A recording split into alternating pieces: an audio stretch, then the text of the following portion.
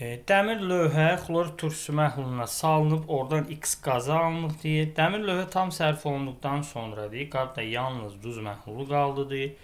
X2 qazı isə qaz toplayıcıda toplanır. Sonuncu prosesdə duz məhluluna az miqdarda natrium hidroksid məhlulu əlavə olunur və duzun 50% qələvi məhlulu reaksiyaya girir və 45 qram maddə çökür.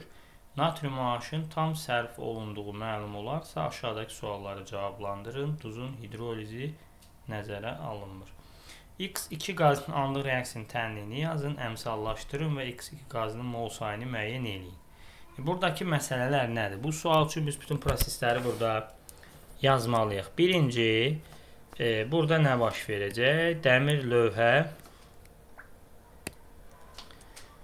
xlorid turşusu məhluluna salınacaq. Buradan alınacaq dəmir 2 xlorid və hidrogen.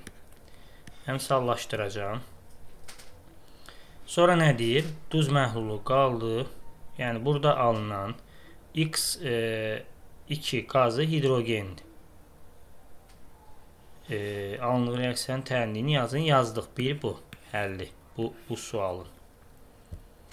Əmsallaşdırın, əmsalı. Sonra alınan X qazı mol sayını tapın. Mən sonra nə edirəm? Dəmir 2 xloridin üstünə natrium hidroksid məhlulu əlavə edirəm. Və buradan alıram dəmir 2 hidroksid və natrium xlorid. Bunu da yazdım, əmsallaşdırdım.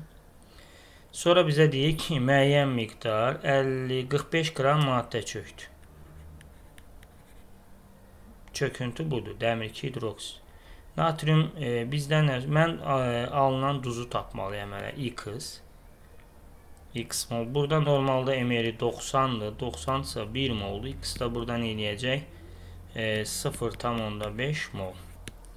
Deməli 0,5 mol maddə dəmir hidroksiddən reaksiyaya girdi və bizə deyir ki, duzun 50% reaksiyaya girib. Deməli 50% 0,5 isə 1% X-dır. Bu da eləyəcək 100% X-dir daha doğrusu. X da eləyəcək 1 mol.